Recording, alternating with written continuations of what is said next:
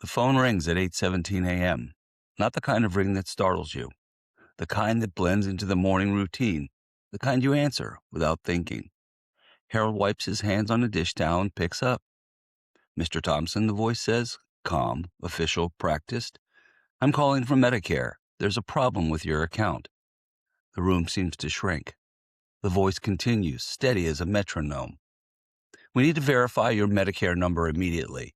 If we don't resolve this today, your benefits may be suspended." Suspended. The word hangs in the air like a threat. Harold's heart beats faster. The caller knows his name, his age, his vulnerability.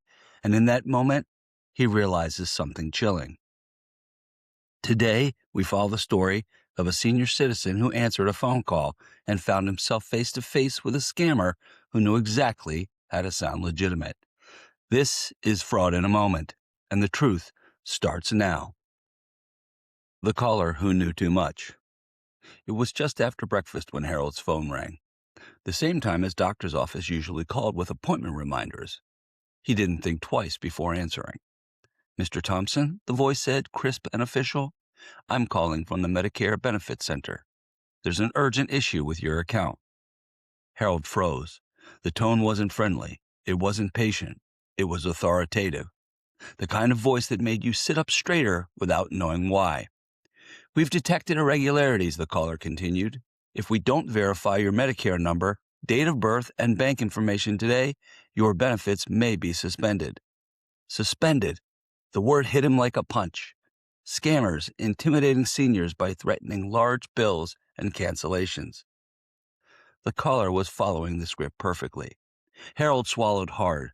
I don't understand. I haven't done anything wrong." "That's why I'm calling," the voice said smoothly. "I'm here to help you, but I need your information now." Before Harold could respond, the caller shifted tactics. "We're also issuing new Medicare cards," he said. "Plastic, metal, or black and white, whichever you prefer, but I can't send yours until you confirm your personal details." Harold blinked. New cards? Metal cards? None of this sounded familiar. In the back of his mind, he recalled, Medicare isn't issuing new cards. They never make unsolicited phone calls. Still, the caller pressed on. "If you don't act today, you could face delays in coverage. And with the current vaccination demands, you don't want your appointment canceled." Vaccinations, appointments, threats of losing access, exploiting COVID-19 fears, pretending to be hospital staff, and demanding payment to secure appointments or prevent cancellations had Harold's heart thudding. He felt cornered, exactly as the scammer intended. "And one more thing," the caller added, lowering his voice. "We can send you free medical supplies, braces, pain creams, whatever you need. Just confirm your Medicare number."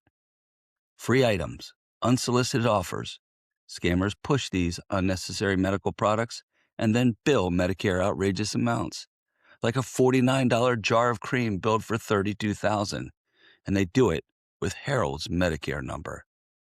Harold felt the trap closing, but then a flicker of doubt, a memory, a line he'd heard at a senior center workshop.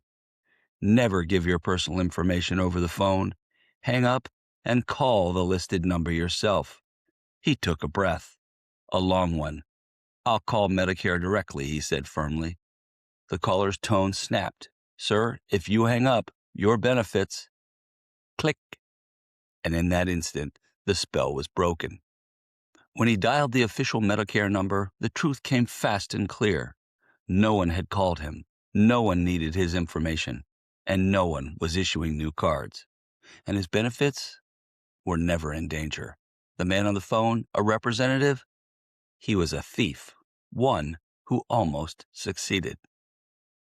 What did we learn from this story? 1. Medicare never calls you first.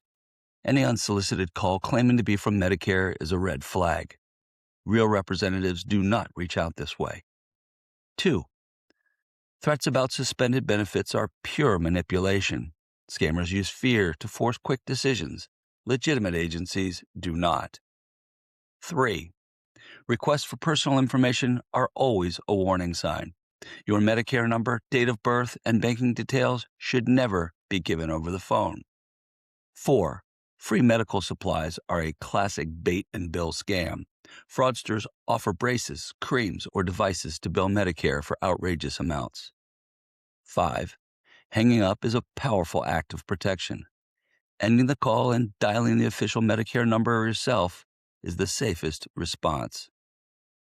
And that's where we leave Harold, standing in the quiet of his kitchen, the dial tone humming in his ear, the weight of what almost happened settling slowly onto his shoulders. He didn't lose his benefits. He didn't lose his identity. He didn't lose a dime. Because he did the one thing scammers fear most. He paused. He questioned. He asked for help. Criminals don't need a break-in to steal from you. They don't need a mask or a crowbar. All they need is a phone line and a moment of fear. But Harold reclaimed that moment, and in doing so, he reclaimed his power. Medicare doesn't call you out of the blue. They don't threaten you. They don't demand personal information. And they certainly don't offer metal cards or free medical supplies to lure you in. This has been Fraud in a Moment, where we expose the voices hiding behind official-sounding scripts. Until next time, stay alert, stay steady, and trust the instincts that whisper, hang up when you sense something's up.